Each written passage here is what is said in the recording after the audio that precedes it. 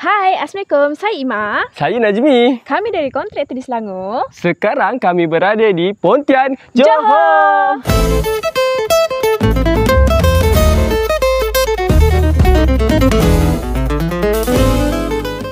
Rumah ni berkeluasan 1,802 kaki persegi dengan bukaan 47 x 63 dengan kos binaan bawah RM300,000 sahaja tau.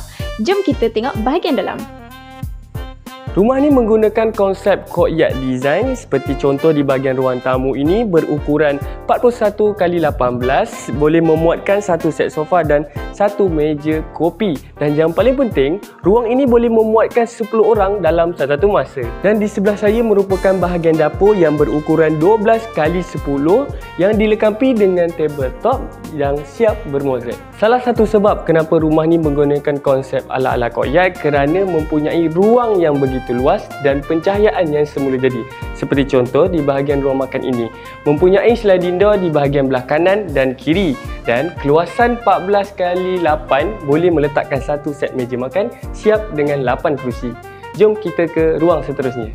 Rumah ni dilengkapi dengan 4 bilik tidur, 3 bilik air dan siap dengan ruang solat sekali tau untuk bilik kedua, 3 dan 4 berkeluasan 10 x 11 dan untuk ruang solat berkeluasan 15 x 9.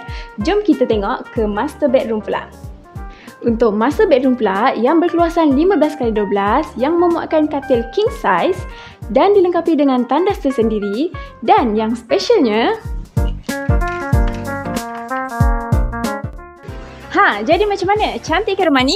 Jadi kalau korang berminat nak membina rumah bersama pihak kontraktor di Selangor, boleh klik link bio ataupun boleh hubungi kami segera.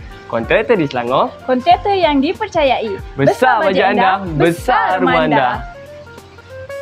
Besar bajet anda, besar rumah anda.